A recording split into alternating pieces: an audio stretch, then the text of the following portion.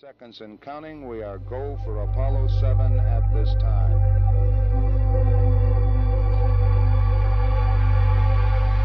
T-minus 50 seconds. The vehicle now pressurized and the vehicle is go as is the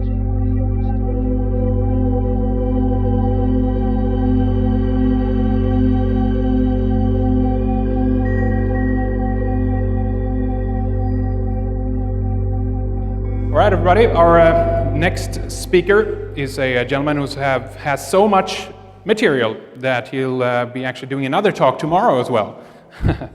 And he has a Bachelor's of Arts in Biblical Studies and Philosophy, a Master's of Arts in Historical and Theological Studies.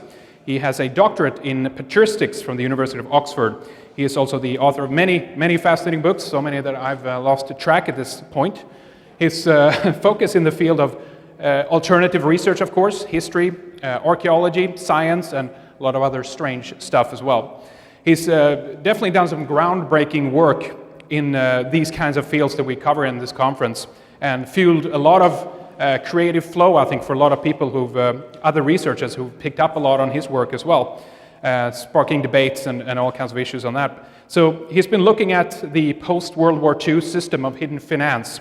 And after, basically countries were destroyed and looted, putting the focus on the American intelligence community and the international banksters as well.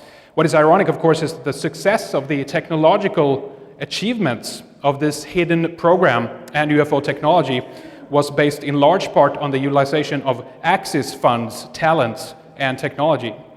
His website is gizadeathstar.com. His first talk today then is going to be on bullion, brains, bonds, financial, historical, and cultural analysis of the breakaway civilization and its analytical and policy formation culture. There seems to be hardly any subject that this man haven't or can't address, and his scope is like few others. Please give a round of applause for Joseph P. Farrell.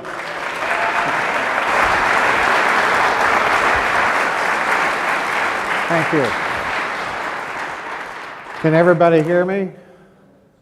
Good, all right. So how are we going to pay for all this stuff? What I'm going to do is take you through kind of a review of a very complex, difficult case that I've been outlining in several books and try to make clear my process of reasoning for saying the things I do. The books that, if you're not familiar with them, the SS Brotherhood of the Bells, Secrets of the Unified Field, The Nazi International, Saucers, Swastikas, and Psyops, Covert Wars and Breakaway Civilizations, Covert Wars and the Clash of Civilizations, and also an important book called Babylon's Banksters. I might have added another book called The Financial Vipers of Venice.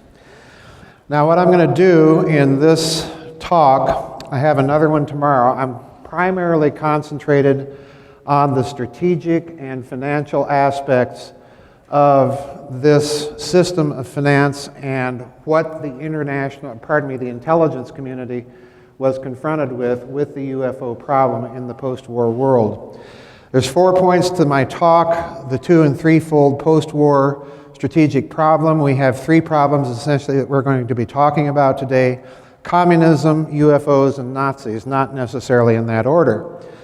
The second problem is the mechanisms of secret finance. In other words, how are we going to pay for all the extraordinary technology that Mark and Mike outlined for you this morning, and a great job on both of them.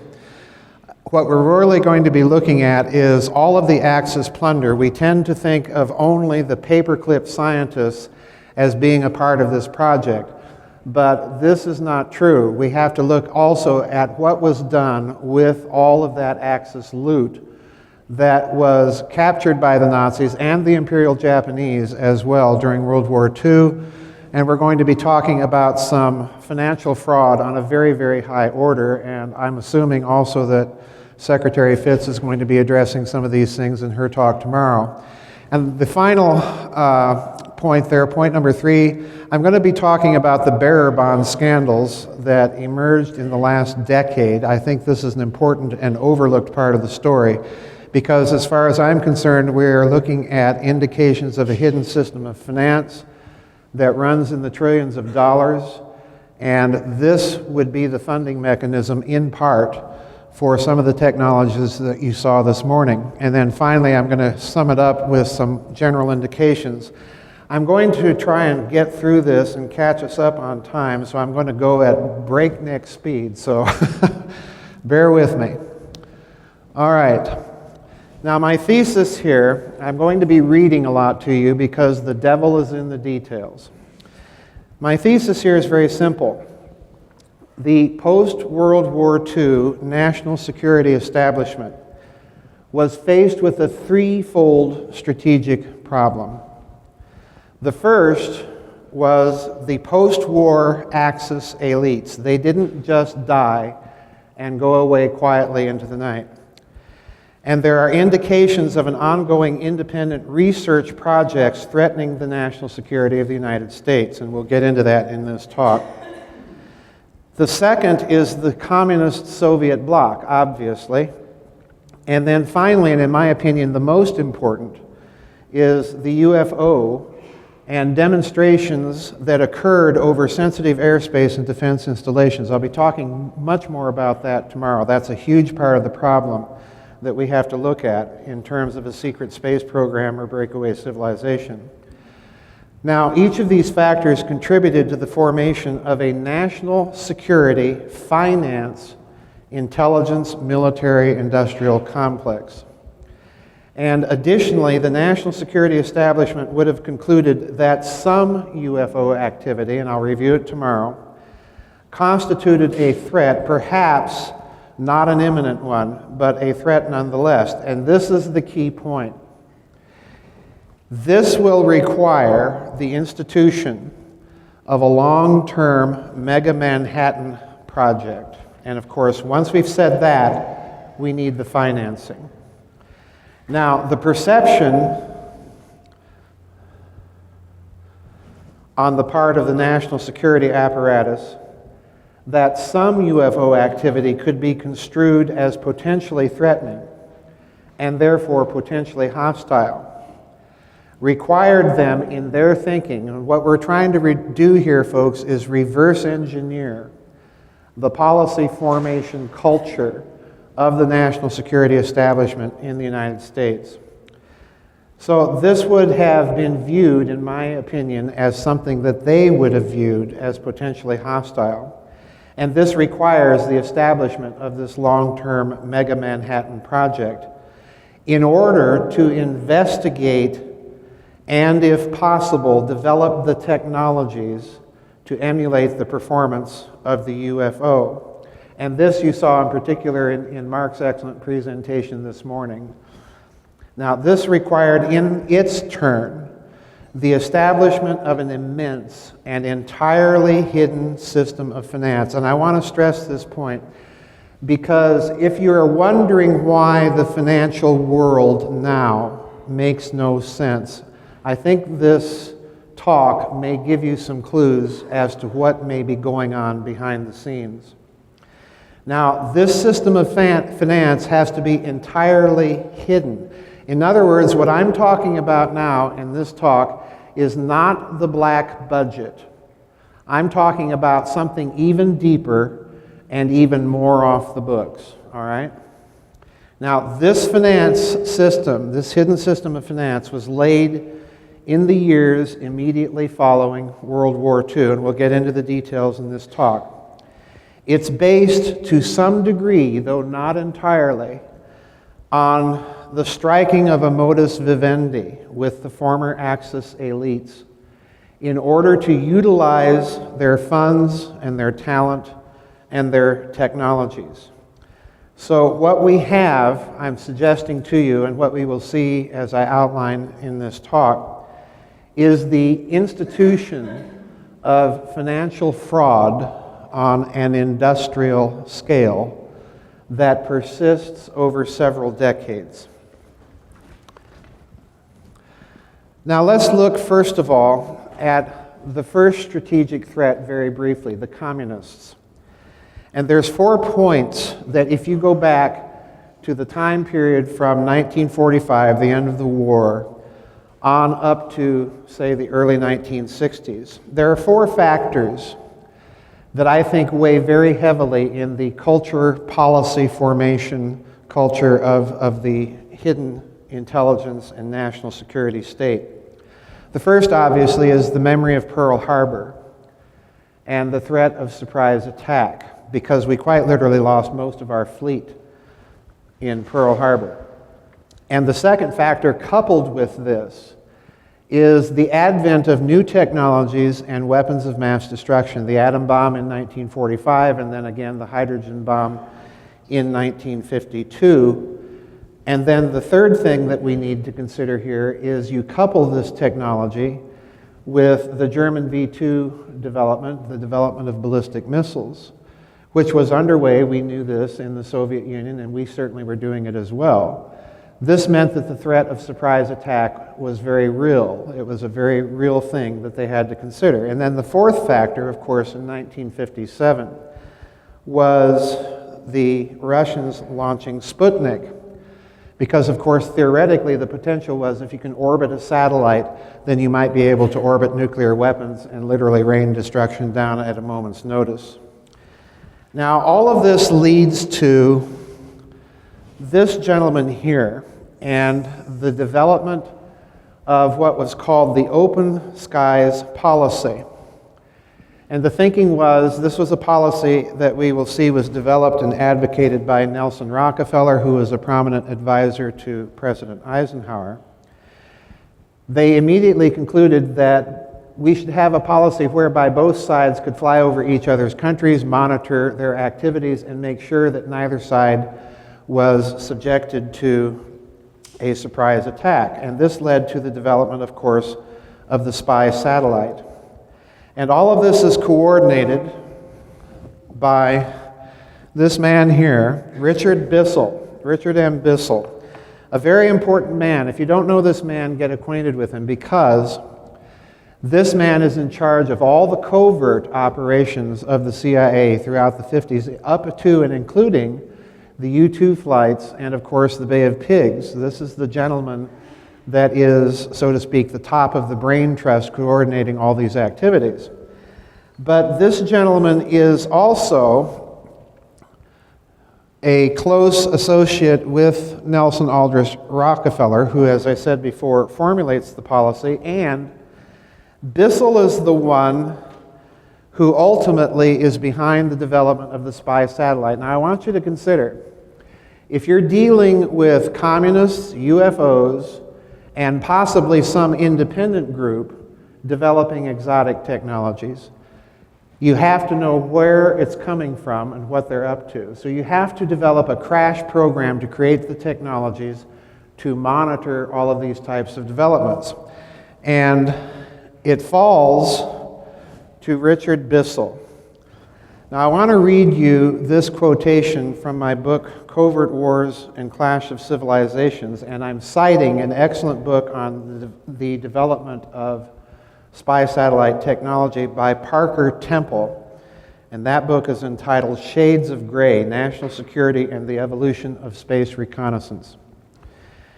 And this is what I said in Covert Wars and Clash of Civilizations.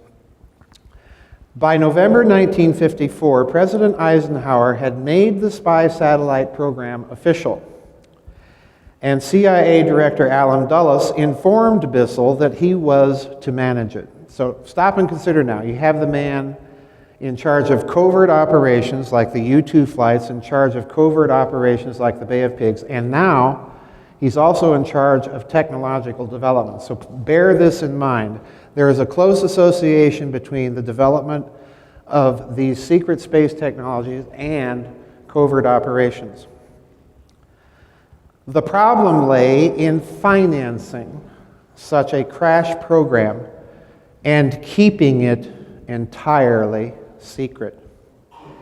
And Bissell and Dulles decided that the money would come from the Contingency Reserve Fund, the usual funding source, here it comes, for covert activities. And Bissell drafted a memorandum to that effect for Eisenhower's approval. It was the use of streamlined procurement procedures, and here comes a key phrase, unvouchered funds, that had contributed to its success. Now let's go to one more interesting quotation, again from my book, Covert Wars and Clash of Civilizations. Now listen to this. As the Corona satellite was being developed, it quickly became clear that there was need for a backup camera system. This was developed by iTech, whose founders put up only a modest amount of money, while Lawrence S. Rockefeller and other Rockefeller family members furnished most of the funds required for the first few months of operations, unquote. So what do we have? Well, first of all, notice that you have now a direct corporate and finance and intelligence community interface at the very top or the very pinnacle of the American banking system. Secondly, you have the use of unvouchered funds, whatever those are, which implies the possibility, as yet, we haven't really argued that case fully yet, but it implies the possibility that we're now dealing with a hidden system of finance. And the third thing that we notice is that covert operations and covert black projects are being coordinated not only at an extremely high level, but by the same man. Now, let's go to the second component, the Nazis. This is such a crucial part of the story, I cannot emphasize it strongly enough. This gentleman here is General Major Reinhard Gehlen. He was the head during World War II of an organization that was called Fremde Heere Ost, which means Foreign Armies East. In other words, this German general was in charge of all of the military intelligence of Germany's Wehrmacht on the Eastern Front throughout all of World War II. And by Eastern Front, in intelligence terms, meant not only inside of the Soviet Union, but deeply inside the Soviet Union, and also Eastern Europe. Now this gentleman, as the war was winding down, approached the American general Siebert, and through Siebert was negotiating with Allen Dulles, who was the station chief of the OSS in Zurich, Switzerland. And what the negotiation was basically attempting to do was he was trying to maintain his military intelligence network and system entirely intact after the war, with him running it. Now listen to this. These are the terms of the agreement that were worked out with the leaders of American intelligence during World War II and put into place after World War II. And here I am quoting directly from General Gehlen's memoirs. Okay? Number one, a clandestine German intelligence organization was to be set up using existing potential. In other words, we're keeping the Nazi intelligence network in place to continue information gathering in the East just as we had been doing before. The basis for this was our common interest in a defense against communism. Number two, the German organization was to work for or under the Americans, but jointly with the Americans. Number three,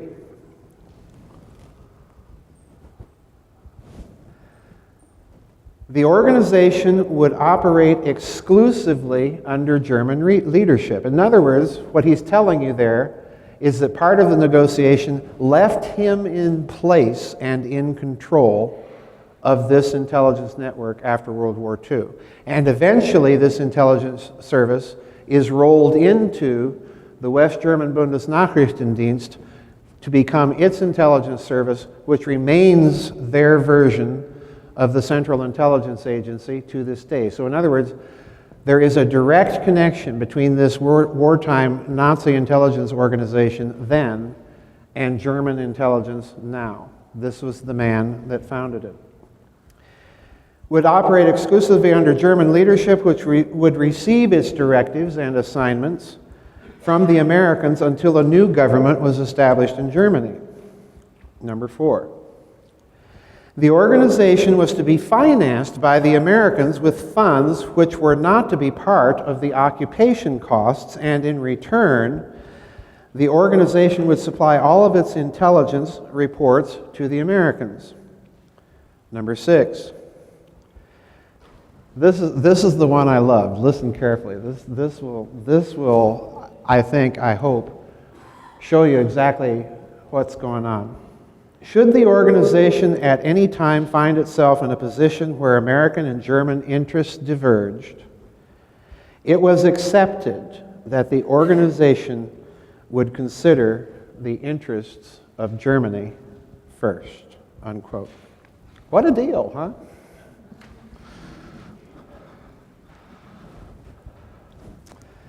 Now, there's an American historian by the name of Carl Oglesby that was familiar, he was a professor of history, that was familiar with all of these developments.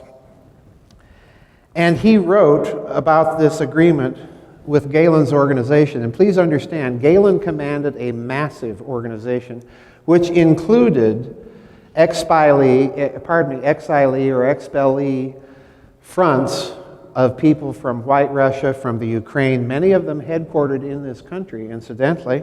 Think Dallas, Texas in the 1960s.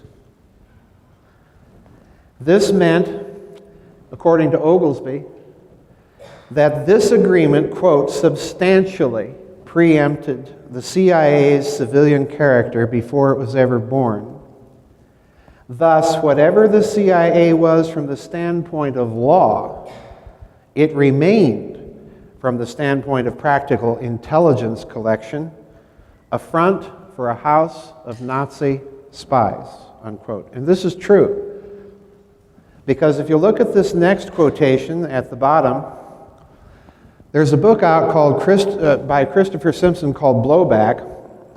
Subtitle is The First Full Account of America's Recruitment of Nazis and Its Disastrous Effect on Our Domestic and Foreign Policy.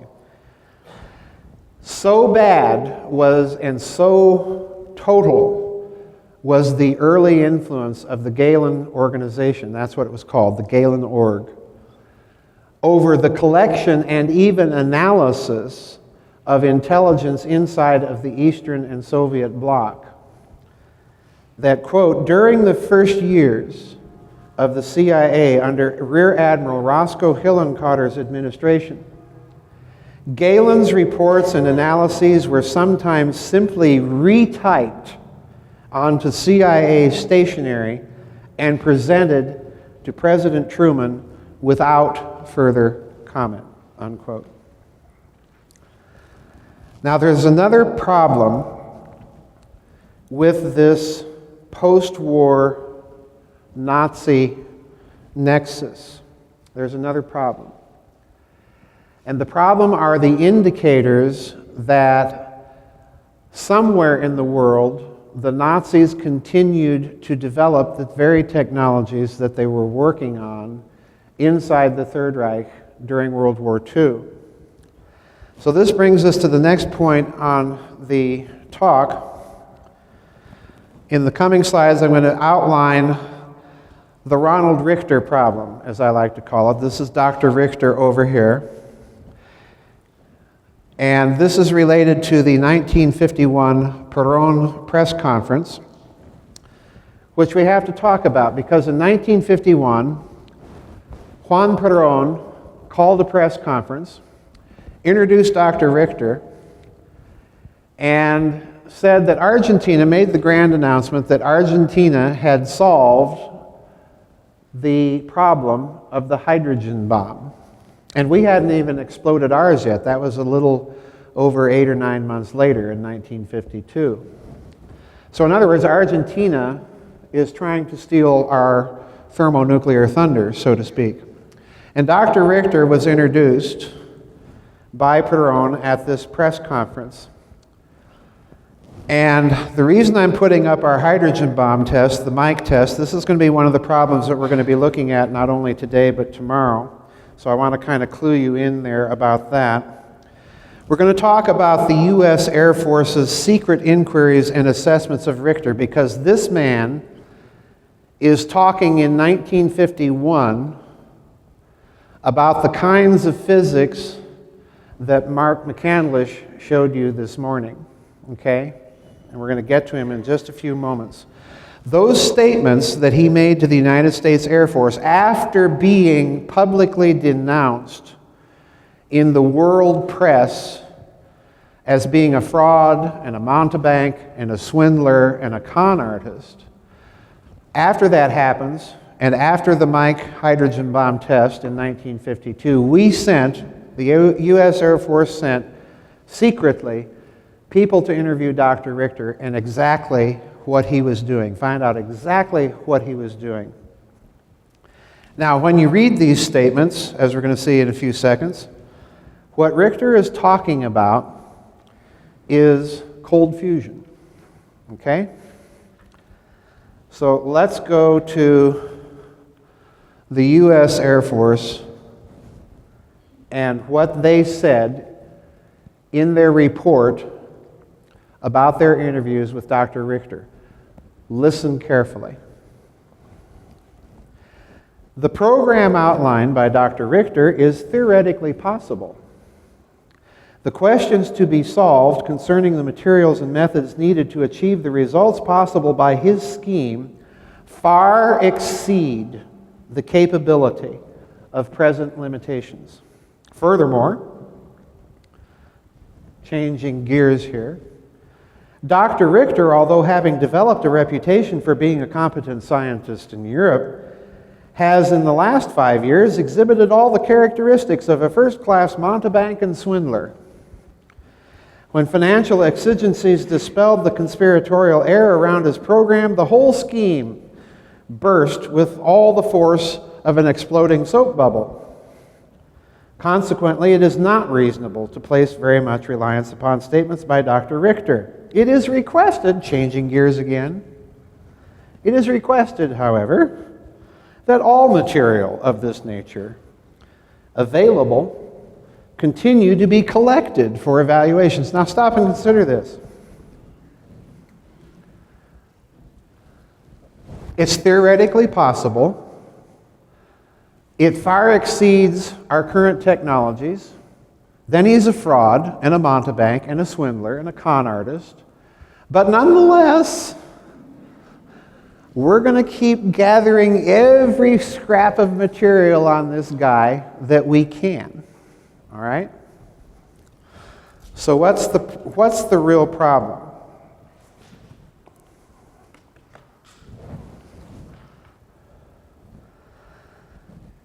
Listen to what Dr. Richter himself told the Air Force. This is actually from his declassified files from the National Archives. And I reproduced this in the book Nazi International, if you're wondering which book it's in.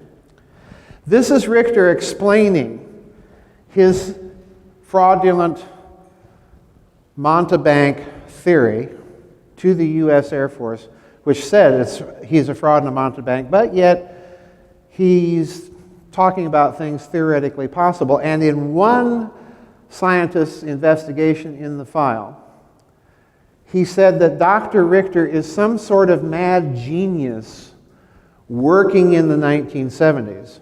So one American scientist is saying, oh yeah, this guy is absolutely correct. He's just working way so far ahead of us that this is why he appears to be a fraud and a mountebank. Now listen to what Richter says. We assume that highly compressed electron gas, that's a plasma, folks, becomes a detector for energy exchange with what we call, Mark McCandlish, you're going to love this, zero-point energy. On the basis of exchange coupling, it seems possible to extract a compression proportional amount of zero-point energy by means of a magnetic field controlled exchange fluctuation between the compressed electron gas and a sort of cell structure in space representing what we call a zero-point energy. So in other words, Richter is talking about a relationship between fusion, what goes on in the sun, and a lattice structure in space. Now, over 5 decades later, and by the way, he was claiming to do all of this. He was claiming to get fusion reactions and a coupling to the zero-point energy at far lower temperatures than the sun or hydrogen bombs. So in other words, this is what caused him to be denounced as a fraud and a mountebank. He was talking 3 decades ahead of Pons and Fleischmann about cold fusion, and he's explaining it in terms of an interaction between plasmas under compression within magnetic stress. Think of the sun again, folks. And what does the sun cause besides a lot of heat and electromagnetic energy? It's the gravity well that holds the solar system together. So in other words, Richter's also telling you, he's also implying, find a technology to duplicate this by means of plasma compression and electromagnetic stress, and this will couple to the zero-point energy, and it will allow you to have anti-gravity. Okay? Now, over 3 decades later, the idea of a lattice interaction with the zero-point energy is now the theory that scientists are beginning to look at seriously as the theory that explains cold fusion. And it's called lattice-assisted nuclear reaction. Lattices, cell structure, same thing.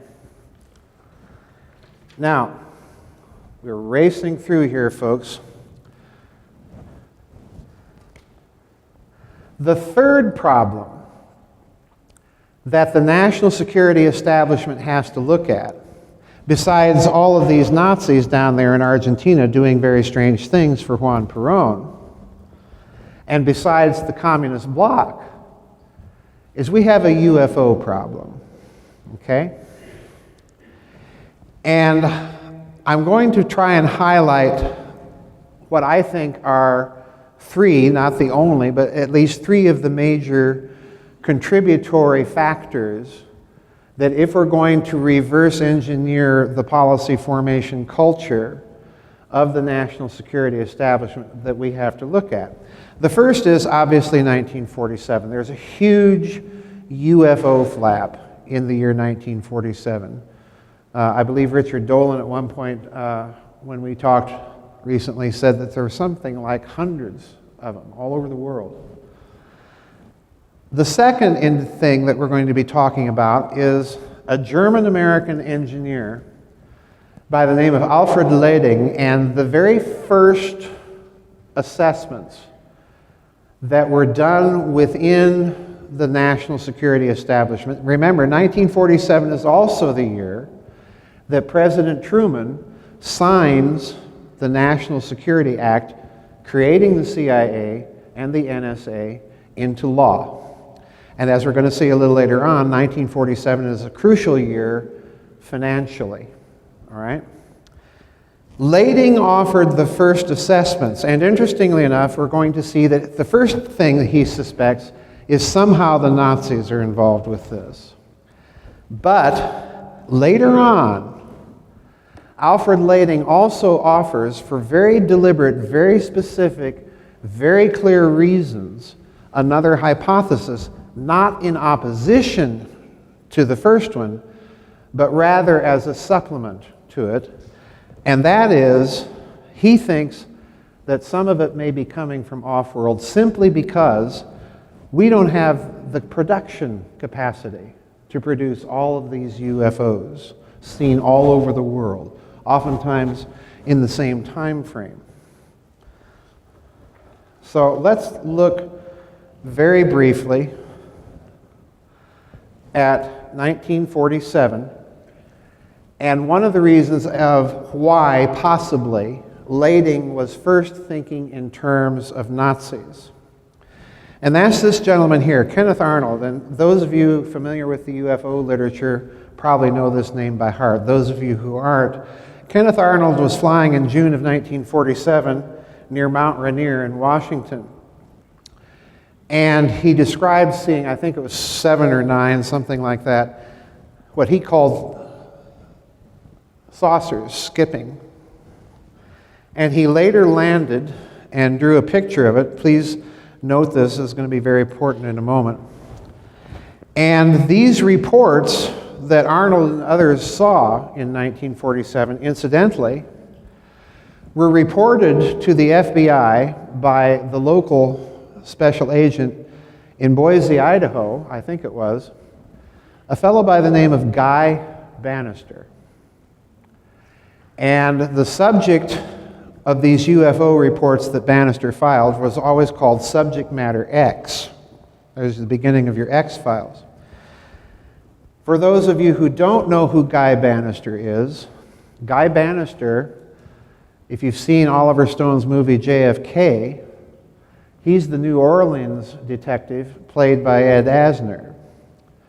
And he was one of the people that New Orleans District Attorney Jim Garrison suspected of having been involved in the Kennedy assassination. So take that for whatever it's worth, but I'm laying it out there to show you how deep and how wide and far-flung all of these threads and interconnections really are. Now let's look at something.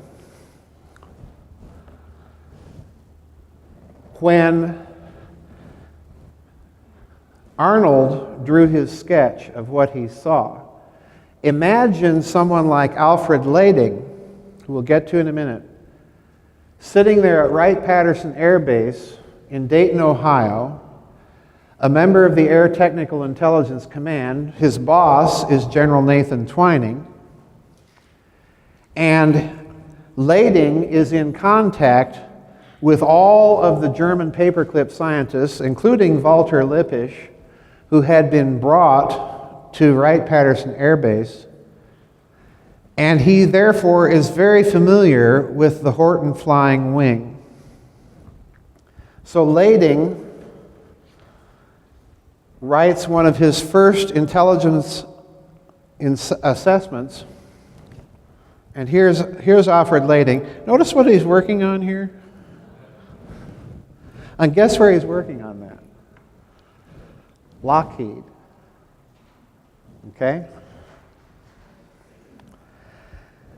Lading has all of these contacts with the German paperclip scientists at Wright-Patterson, and he knows about the Horton Flying Wing and some of these other exotic aerodromes. Now, please don't misunderstand me here. I am not one of those that believes that the Haunebu and the Vril and all of these things that you hear that the Nazis actually built, these flying field propulsion saucers, are true. I do not believe that. But they did have some very advanced aerodynamics projects. And one of them, of course, was the Horton Flying Wing.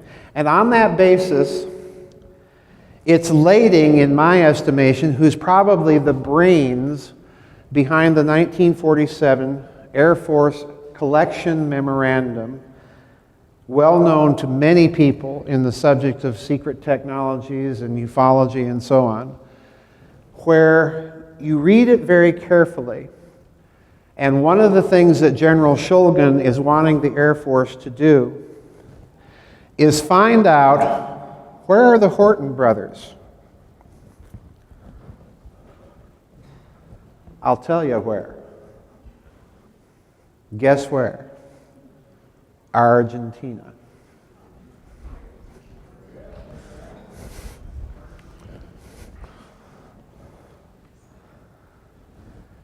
Now the fact, as I state up here on the slide, the fact that the U.S. Air Force is inquiring about the Horton brothers' whereabouts indicates, number one, that it suspects that there's some sort of connection between Nazi technology and the UFO problem.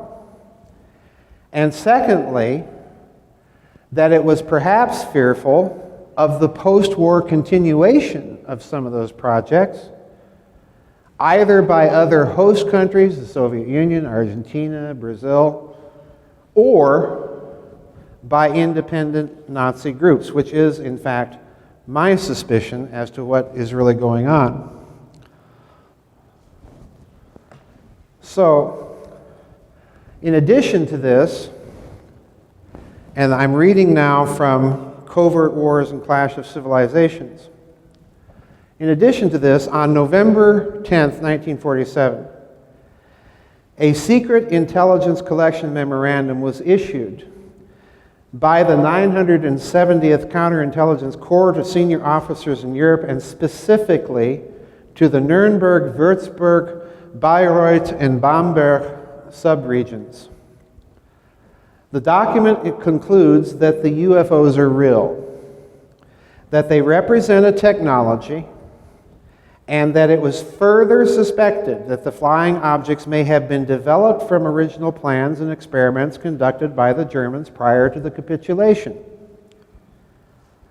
Given his hand in the Shulgin Memorandum, which first voiced those suspicions, it is easy to determine that Lading was, if nothing else, extremely suspicious of potential German origins for some of the UFO phenomenon.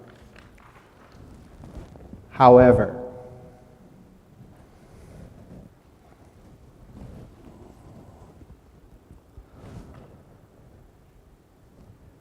his contact with the Nazi scientists at Wright-Patterson, in my opinion, plus his own experiments in such aerodynes like flying saucers, convinced him, I think, of something else. Namely, that these technologies were very costly and difficult to produce. Just think of the engineering difficulty that you saw detailed by some of the planes that Michael Schratt talked about before lunch. Not to mention the engineering difficulty and cost of what Mark McCandlish talked about. 24 feet wide quartz. That's enormously expensive. In addition to this, in my opinion, the sheer numbers of UFO reports, the sheer scale of what's going on, and this is very true. I don't even have to say in my opinion, because this is what Lading thought. This convinced him that no contemporary production infrastructure existed on planet Earth to produce and account for all of these UFO reports. So he comes to entertain the extraterrestrial possibility as early as 1948. And there's a school of thought out there that thinks that Lading was actually responsible for a well-known document in ufology called the White Hot Intelligence Estimate, where this idea is first broached for the first time in Air Force intelligence literature. And in my opinion, I think that document is probably true, and I think it comes from this man right here, Alfred Lading. So in other words, the national security establishment had come to hold two things at the same time, not in opposition to each other, but as complements of each other. First, there's some secret human source, possibly independent Nazis, possibly some other group, that is behind some UFO reports. And secondly, it had also come to hold that no terrestrial explanation by itself could account for all of them, simply because of the enormous cost and production difficulty. Now, I keep saying enormous cost because obviously we're leading up to the financial problem here. So what are the implications of this?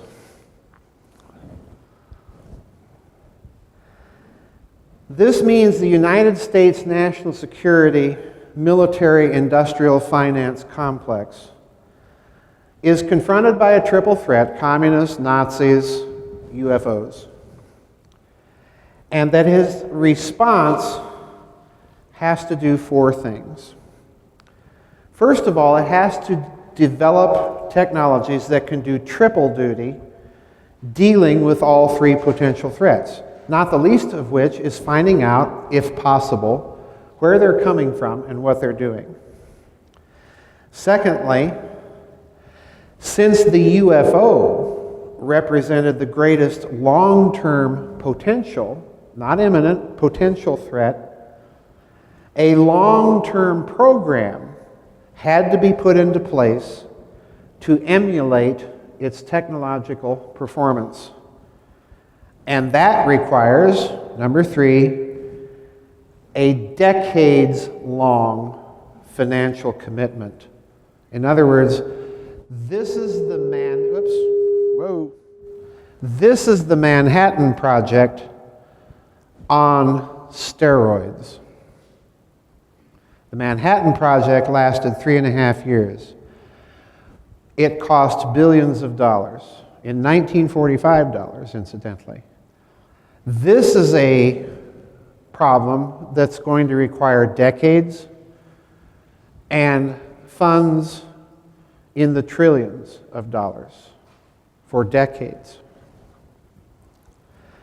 The fourth thing that it requires, therefore, is not only secrecy regarding the technological research aspects of it, but it will require extreme secrecy in the funding mechanism for it. So now we're finally at the third point of the outline: Axis plunder, market manipulation, and fraud. Now, I'm going to be talking about two essential points: Truman in 1947, as I indicated earlier, and this Axis plunder and its relationship to the National Security Act and the hidden system of finance, which are in turn all related to the problem of the UFO and therefore to secret space programs and breakaway civilizations. But I want to draw your attention here for a moment to the second point up here: the formation of the Bilderberg Group and Operation Paperclip. Now, the Bilderbergers, as you know, were founded in 1954. That's when they began meeting. On the Western Anglo-American side, you had, of course, Lawrence and David Rockefeller pushing for the formation of this group. You had, of course, the involvement of the Rothschilds in Great Britain. But on the European side, who do you have? Well, you have Prince Bernhard of the Netherlands. Now, Prince Bernhard is a minor German nobleman, but here's the curveball. Most people don't know that Prince Bernhard was kind of a middle echelon manager for guess who?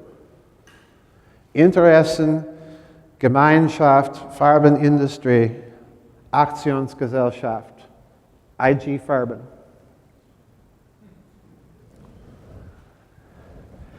And one of the chief attendees at those early Bilderberg meetings was one Dr. Hermann Josef Abs, at that time CEO of Deutsche Bank.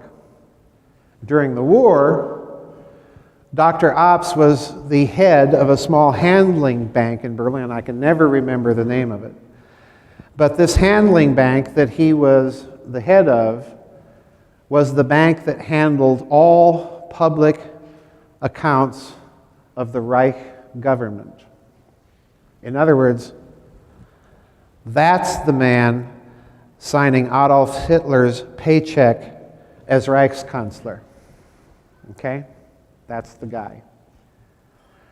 So in other words, it looks to me like what the Bilderberg Group is it's the financial aspect of Operation Paperclip. It is, in other words, the coordinating body that's going to move all of this Axis plunder into the Western system of finance, be kept all off the books, And some of it diverted into covert operations, some of it diverted into black projects, and then some of it funneled back to Europe in the form of American aid. And I like to kid a lot about this observation. But behind both of these men on the European side, there's a fellow by the name, in my opinion, I think he survived the bunker, by the name of Martin Bormann. And when you're making deals with Martin Bormann, you're dealing with Dick Cheney without the warmth and charm.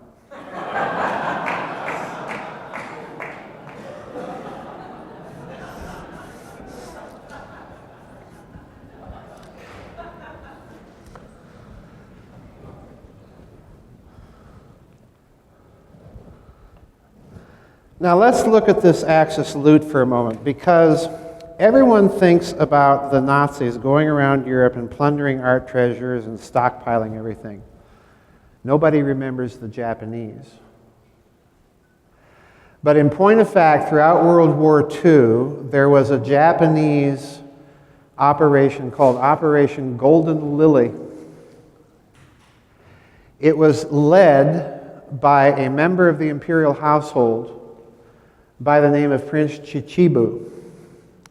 So in other words, this is not even in the hands of the Kempeitai. It's not even in the hands of Japanese intelligence. This is directly an operation of the imperial house. And what they did is they went in. You think the Nazis set the level for efficiency of plunder. The Japanese went into Asia and China and Southeast Asia and literally suctioned every last scrap of any kind of precious metal, gold, silver, platinum, you name it, jewels, cash, artworks, ancient manuscripts, everything that they could lay their hands on to bring it back to Japan. This was called Operation Golden Lily. Now, this gentleman here, toward the end of the war, after the American invasion of the Philippine archipelago, learns about it.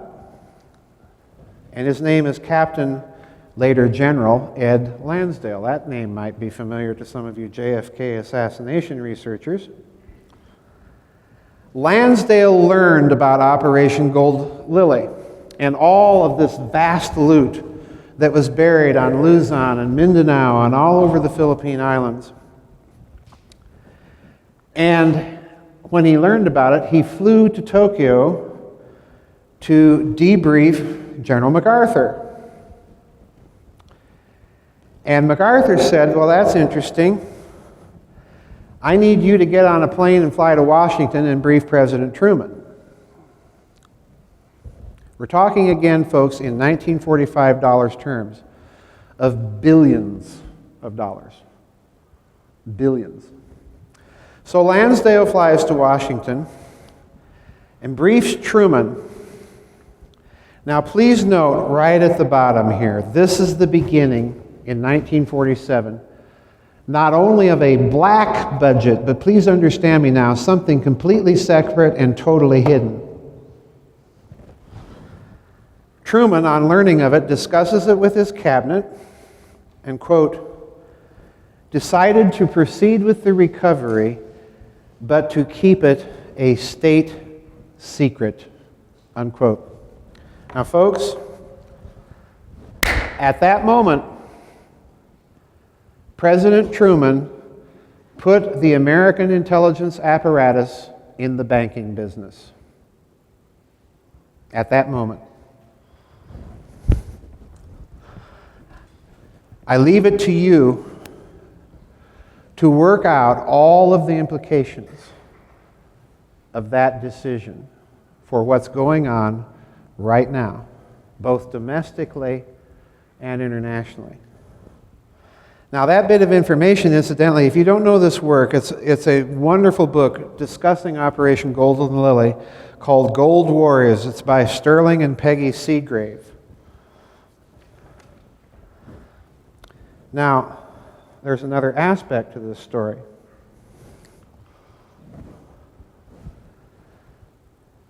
This is what the Seagraves themselves state in Gold Warriors on page 3 a little later on. The treasure was combined with Axis loot recovered in Europe to create a worldwide covert political action fund to fight communism.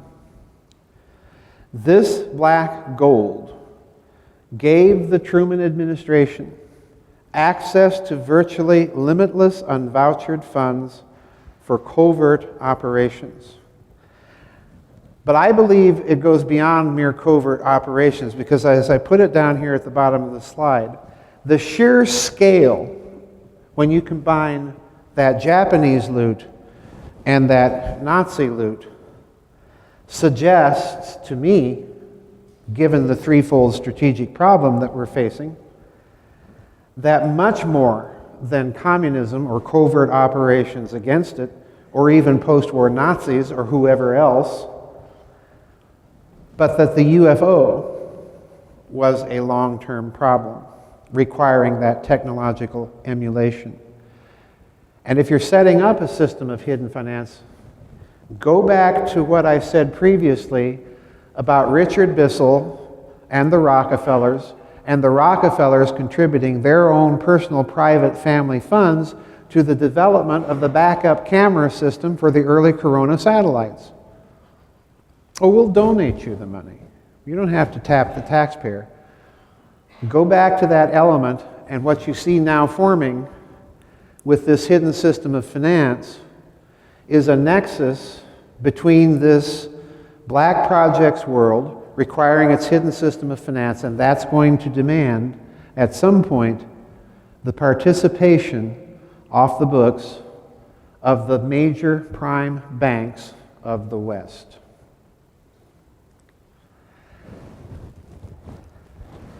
It in turn implies something else.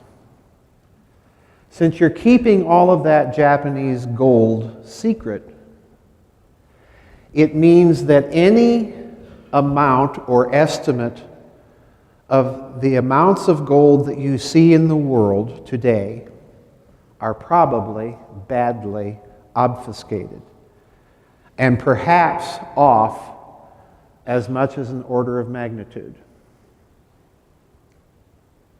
And that implies yet something else. Because if you're keeping this as a hidden system of finance, what you see you can do is you can take all that gold and all that silver and all those gems and all those bonds and all that liquid cash, move it into those participating prime banks, and keep it all off the books. That's your secret reserve. And you can rehypothecate that reserve over, because you see it's secret, over and over and over and over. In other words, what I'm telling you is exactly what Richard Dolan has said in his books. The UFO is not only the principal problem of post-war historiography, it's the principal hidden problem in finance.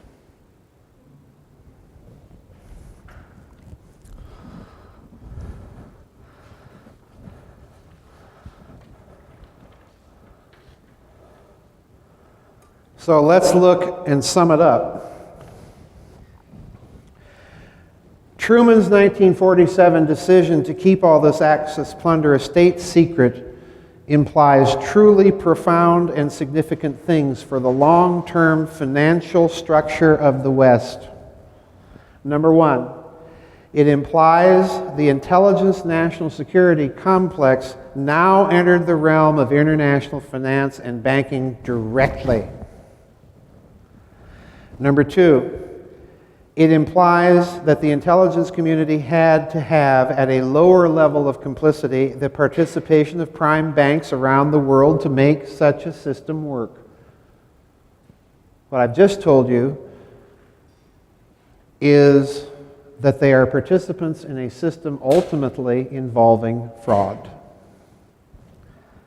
Thirdly, It implies the further complex interface of the American intelligence national security oligarchy. After all, we're not going to be able to recover all that Axis loot without them telling us where it is. And they're going to drive, trust me, a hard bargain. So it requires the interface not only with their scientists, but with their managers, with their technical people, and as we saw with Galen, with who? With their intelligence people. To the point that we keep that intelligence network intact.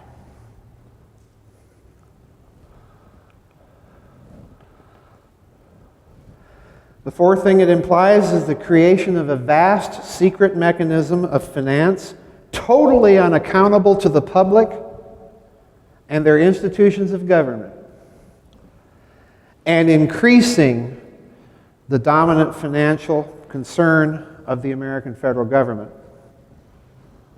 Fifthly, it implies the creation of a vast secret mechanism of finance capable of the manipulation of markets, for example, the bullion markets. And finally, points 6 and 7. It rationalizes almost perfectly why there is such widespread numerical discrepancies in the various estimates of the amounts of various types of bullion actually in existence, allowing you to manipulate those markets. And 7, it rationalizes a hidden reason for the formation of the Bilderberg Group between the Rockefeller interests representing the new financial intelligence complex and Prince Bernhard, former manager of IG Farben Industry, and the consistent presence of Dr. Hermann Josef Ops, CEO of Deutsche Bank, at an early stage of the Bilderberg meetings, which becomes the mechanism for coordinating the movement of European Axis plunder directly and secretly into Western banks. So, let's go to Japan by way of Nazi Germany. Shortly after the war started, this isn't on the slide, shortly after the war started, Obergruppenführer Reinhard Heydrich, probably the most vile man in all of the Third Reich, bar none, issued a top secret memorandum that the SS was going to begin, and please note my words carefully because I'm citing the English translation of this German document, was going to begin the unauthorized industrial scale production of English pound sterling notes, unquote. So in other words, he's telling you that the Third Reich is going into the counterfeiting business on a major scale. This is not a couple guys with a printing press in their garage and throwing their paper money, their counterfeit paper money, into the washing machine to age it. No, this is huge. But the Germans, being Germans, were clever about this. They insisted that their product be absolutely undetectable. In other words, you could not distinguish a German-produced pound sterling note and the real thing. So they tested their product by having a gentleman go to Switzerland, to a Swiss bank, trying to cash and convert some of these counterfeit pound sterling notes to other currency. And of course, the Swiss banks knew how to tell what was suspicious or not, passed the muster. By the end of the war, depending on which estimates you read, by the end of the war, Great Britain had somewhere between 150 million to 300 million, nearly a third of a billion, pounds sterling counterfeit notes in circulation that were so good that the Bank of England had to recall that whole series of designs of pound sterling, redesign their currency, and issue new currency. And they had to honor the counterfeit notes. That's how good it was.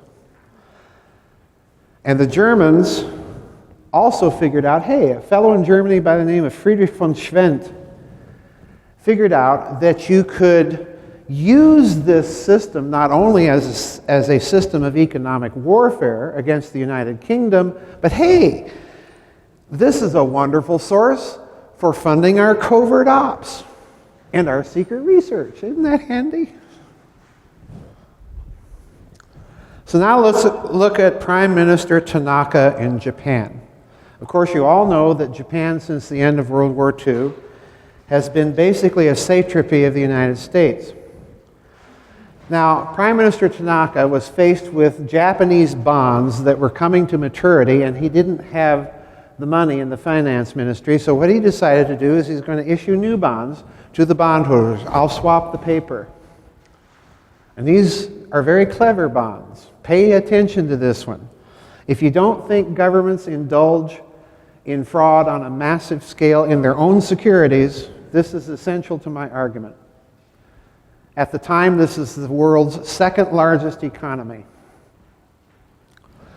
So this again is from Covert Wars, Breakaway Civilizations. I'm citing Sterling and Peggy Seagrave, Gold Warriors, pages 127 and 128. I've got to read this to you. Not only were these IOUs, these new bonds, they're called 57 bonds, for astronomical sums of money, but physically, the 57s were unlike, pay attention here, folks, unlike anything previously issued by the government of Japan. They were not offered to the public at large, nor were they to be traded on the international bond market like normal government bonds. So only the holders actually saw them. The magic of this scheme is that by their very difference, it was possible for the finance minister later to declare all 57s were forgeries. Only certain ones were selectively and very secretly renegotiated, here it comes, at a discount. Those who paid for their original government bonds and were then forced to exchange them for 57s were thus swindled twice. So in other words, they're even robbing from the super rich. These bonds were for astronomical sums of money. They were sold on a market that was completely separate and hidden from the normal bond market. So look what that implies. Let's summarize it here. They're issued for astronomical sums of money. They're issued with peculiarities and other flaws, allowing them to be subsequently denounced as forgeries and counterfeits by the very government that issued them.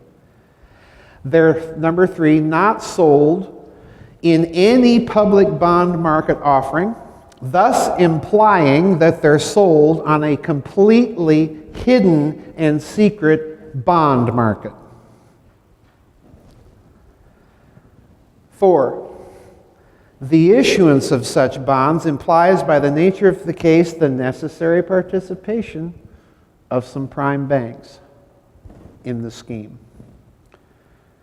And 5thly, the creation of such a scheme, the issuance of such bonds, means that a mechanism is being created here to defraud or harvest the wealth of the very rich and super rich.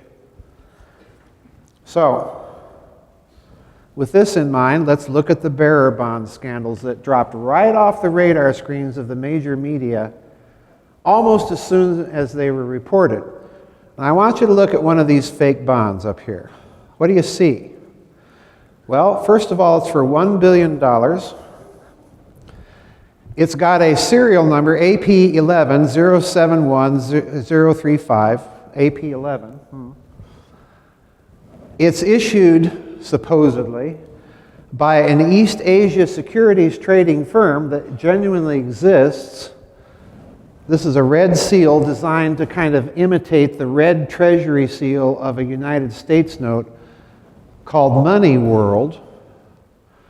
It's got the picture of the president on the obverse who said, hey, let's go to the moon.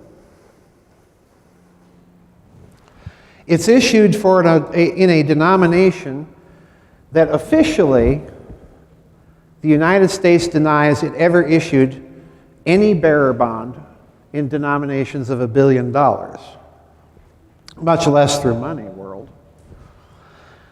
On the reverse, what do you have? What do you see here? Space. The Lunar Excursion Module. The Space Shuttle. The Moon. Okay?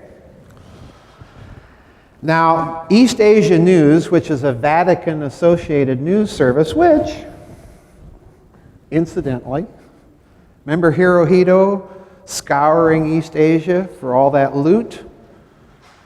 Guess what bank he put some of it in? Yeah. East Asia News, which has a Vatican connection, reported on the Italian bearer bond scandal that occurred in Italy in 2009 near Chiasso, where they recovered $134.5 billion of counterfeit bonds. The story wouldn't go away, and 2 weeks later, President Obama, at a news conference, had to state, well, these were all counterfeit. Oh, but incidentally, what he didn't say was that this was exactly the amount of money in the Troubled Asset Relief Fund.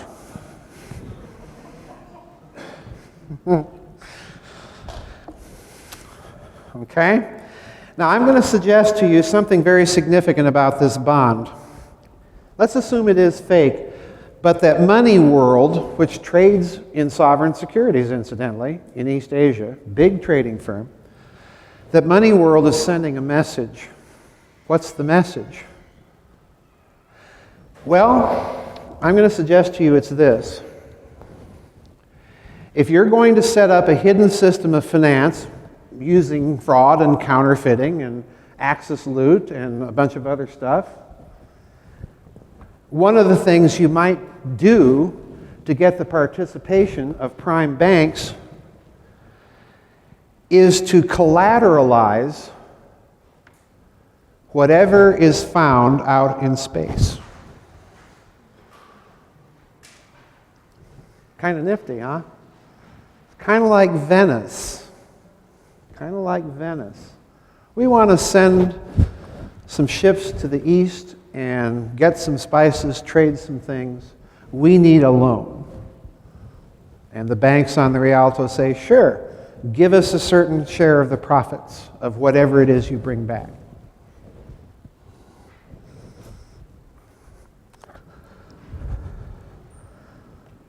Could this be why they're talking about asteroid mining all of a sudden? In Spain and Italy, the bearer bonds look different. Note the fake serial number, G, 11111111 and G. Based on the $100,000 bill, gold certificate, the Wilson bill, that's only used between Federal Reserve banks, denominated in $1 billion. These are what they looked like in the Spanish recovery with their little coupons down here.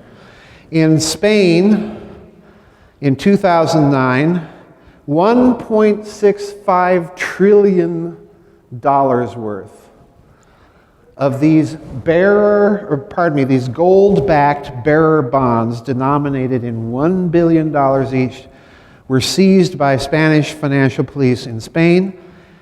And in Italy, that amount was $6 trillion. Who has that kind of pocket change? These were, incidentally, printed with the name Federal Reserved. bonds. Prime Minister Tanaka, huh? What a guy. But consider the implications. Federal Reserve, well, it's a private company. Can private companies issue bonds? Sure. It's not coming from the U.S. Treasury. It's not us. There's your plausible deniability. In both cases, on the left, these fake bonds were found in strong boxes. Over here, the strong boxes of the Federal Reserve Branch Bank of Dallas. This was the one recovered in Spain. Over here in Italy, the Federal Reserve strong box of the Chicago Federal Reserve. In Spain, accompanying the bonds were bundles, $10 million bundles of $100,000 gold certificate, the Wilson gold certificates, banded in a metal band with the swastika logo of J.P. Morgan Chase Bank. Now, what might all this indicate? And this will be the penultimate slide for this talk. All bonds were first, of course, denounced as counterfeits. Secondly, have you ever counterfeited a $7 bill? Counterfeiters don't go to all the expense to counterfeit things that don't exist. Why would counterfeiters produce something that don't exist and then counterfeit the strong boxes? And then run the same scam over and over again in spite of the lack of success in redeeming any of these bonds, even at extremely sharp discount. Still a lot of money. And do it counterfeiting things denominated in such astronomical amounts of money, as I said here, at such steep discounts you probably couldn't get many people. Why would you go to all the effort to run a counterfeiting scheme like that? Well, my conclusion is, even if they are counterfeit, they represent a real, though hidden, system of finance. Because it's Tanaka's 57 bonds scheme all over again. Federal Reserve bonds, self-evidently fake serial numbers. They duplicate, in other words, the very real bonds scandal of the Tanaka government.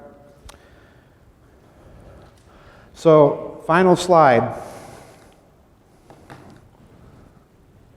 Hello, there we are. What does all of this possibly indicate? Well, number one, we know that there's a post-war hidden system of finance established by President Truman in 1947 as a state secret, utilizing captured and recovered Axis loot. Number two, this hidden system of finance puts the intelligence sector into international banking directly. Number three, by the nature of the case, this hidden system requires the collusion of certain prime banks in the scheme and the participation of the former Axis elites to coordinate all of this. Interesting, we left the imperial family in power in Japan. Fourthly, the vast sums of money represented by the bearer bond scandals in the trillions of dollars far exceeds any funding requirements for merely covert operations in the post-war period. Given the nature of that threefold strategic threat confronting the post-war national security establishment, almost said Nazi, Freudian slip there, folks, and given that the unvouchered funds were used to develop the earliest space technologies in the form of the spy satellite, every indication leads me to conclude that most of this hidden system was probably for the express purpose of funding a long-term secret technological development designed to emulate UFO performance. And you saw that with Michael Schratt and Mark McCandlish's presentations this morning. Fifthly, by the nature of the case, the vast sums of Axis plunder and the need for extreme secrecy over the long term in the development of these technologies implies that this mechanism constituted a secret reserve by which to defraud the extremely wealthy, and since this reserve was secret, it can be rehypothecated over and over again, creating virtually a limitless leverage and liquidity in the system to fund all of those black projects. Sixthly, by the nature of the case, we are looking, in my opinion, at a part, not all of, but certainly a part of the financing mechanism for a vast and secret space program. Consider, trillions of dollars just in 2009.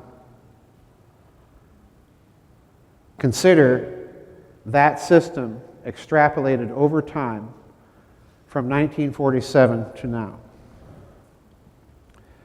To ignore the history then of the UFO, you're also, if you ignore the UFO, you are unable really to make sense out of the financial system.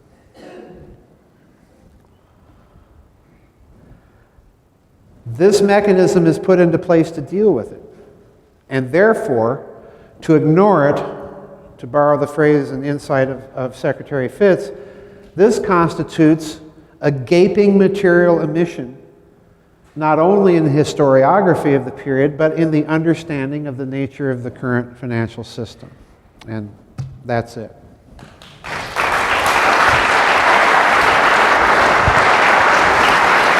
Thank you.